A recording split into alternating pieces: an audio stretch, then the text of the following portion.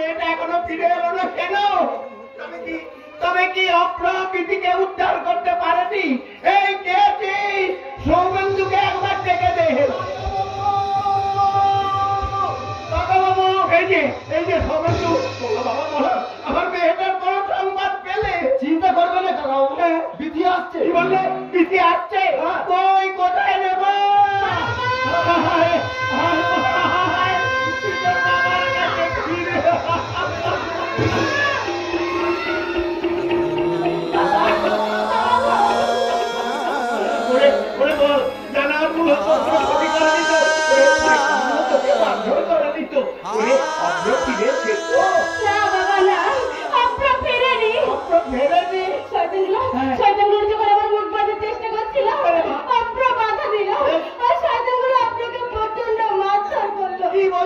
আমি জানি না আপনার বেঁচে আছে কি মারা গেছে। অভ্র বেঁচে আছে, আপাতত হাসপাতালে ভর্তি আছে। হাসপাতাল সূত্রে খবর অভ্রর হাড় পাঁজর গুলো সব ভেঙে গেছে। আপনি যদি প্রাণের থেকে না নিত তাহলে তুমি বেঁচে ফিরতাম না। আমি হসপিটালে যাবো, আপনার খবর নেবো। আপনাকে বাঁচানো বাবা। ওটা অতীত, তুমি বর্তমান নিয়ে ভাবো, খাওয়া দাওয়া করো, রেস্ট নাও, আর আগামীকাল থেকে তুমি কলেজ যাওয়ার জন্য তৈরি হও। কাকাবাবু ঠিক কথাই বলছেন বিধি, যা ঘটে ঘটে গেছে, মনে রেখে লাভ নেই। শান্ত হও, স্থিতিশীল হও, পড়াশোনায় মন দাও। হ্যাঁ, আগামীকাল থেকে তুমি সৌমেন্দুর সঙ্গে কলেজ যাবে এবং সৌমেন্দুর সঙ্গে কলেজ থেকে ফিরবে। আর সৌমেন্দু, আশা করি তুমি বিধিকে গাইড করার চেষ্টা করবে, কেমন? চিন্তা করবেন না কাকাবাবু, আমি বিধির পাশে আছি। বিধি, আজ তাহলে আমি এলাম।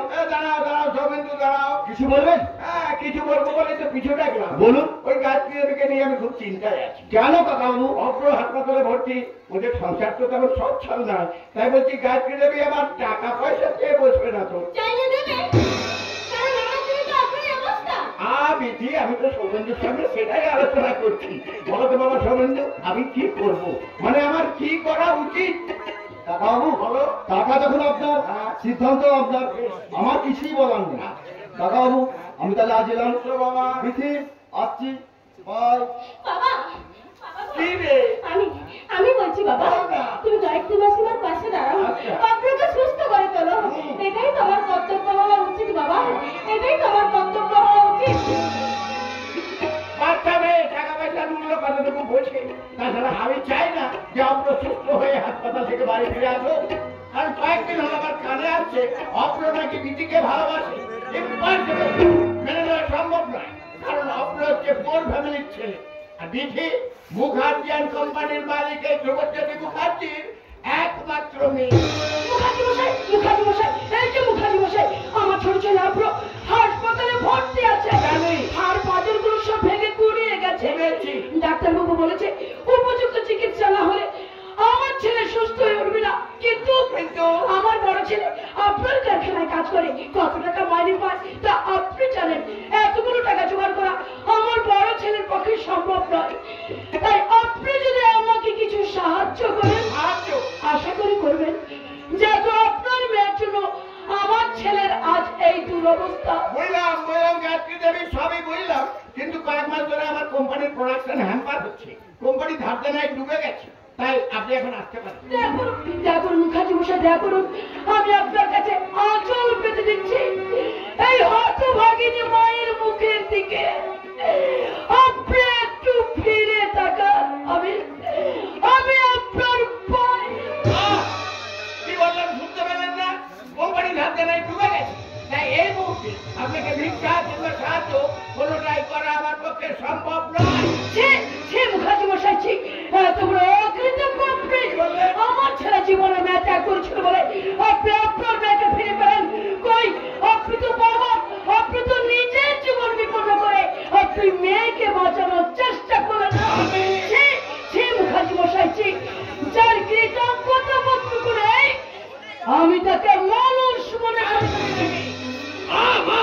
তুমি কাকে অপমান করছো? তুমি জানো না উনি আমার কে? উনি আমার মালিক। তুমি আমার মালিককে অপমান করছো। যাও সে কি ক্ষমা চেয়ে না। বড় খোকা, তুই দেখছো করে ক্ষমা তোমাকে চাইতেই হবে মা। যাও সে কি ক্ষমা চেয়ে না।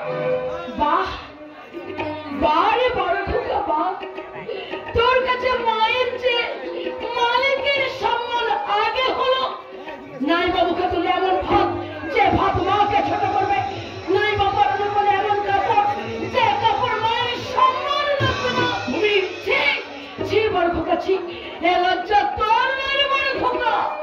সে লজ্জা আমার।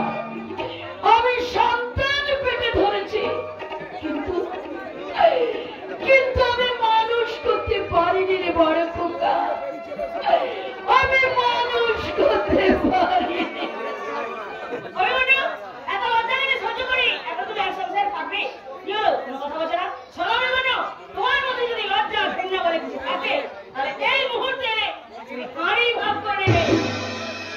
তুমি খান বড্ড বার বেড়েছে, আমাকে আপনার বড় ছেলেকে প্রতিনিয়ত আপনি অপমান করে চলেছেন। আর এবার মালিককে ফোন করলেন, ওর সাহস শুনি খেয়াল ছিল না বুঝি যে উনি আমাদের মুখে দুটো ভাত তুলে দিচ্ছেন।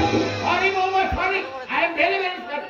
ভাবতে অবাক লাগছে, ওই ভদ্রমহিলা আমাকে অপমান করার সাহস পেলেন কোথা থেকে? আশা করি মালিকের এই অপমান তুমি গুরুত্ব সহকারে বোঝার চেষ্টা করছি। ওকে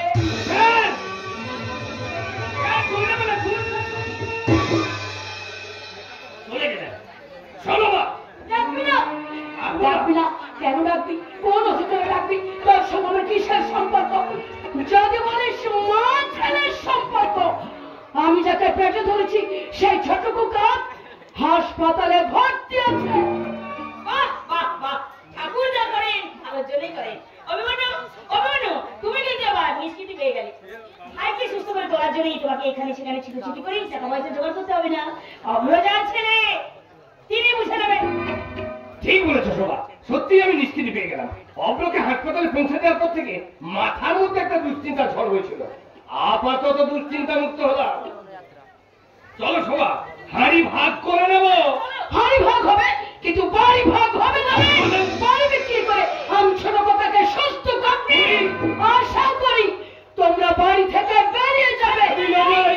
ধাক্কা দিয়ে বাড়ি থেকে বের করে দেব আমি। মা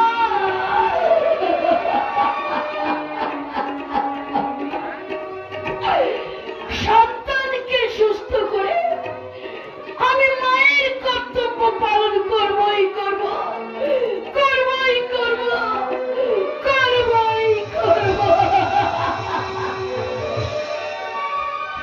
শোভা, কি ভাবছো? শুনলে বা কি বলো? বাড়ি থেকে বের করে দিয়ে বাড়ি বিক্রি করে দেবে। মনে হচ্ছে জানো আকাশটা মাথায় ভেঙে পড়লো। করবেই তো, থাকবো কোথায়? আরে অত ভেবো না, থাকার ব্যবস্থা ঠিক হয়ে যাবে। আরে কি ব্যবস্থা হবে বলো, থাকবো কোথায় বলবো বলো।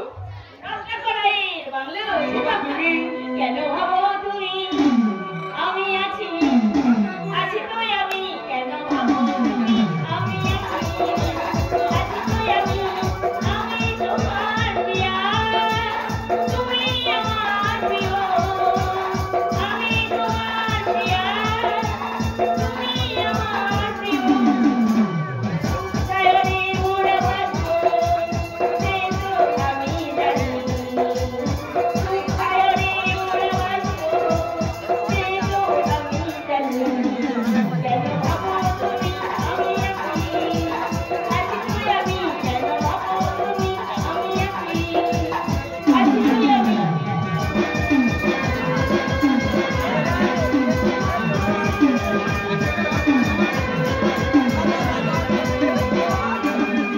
কেন ভাবি আমি পাশে আছো তুমি, কেন ভাবি আমি পাশে আছো তুমি, কোন জানা কোন স্বপ্নে, কোন জানা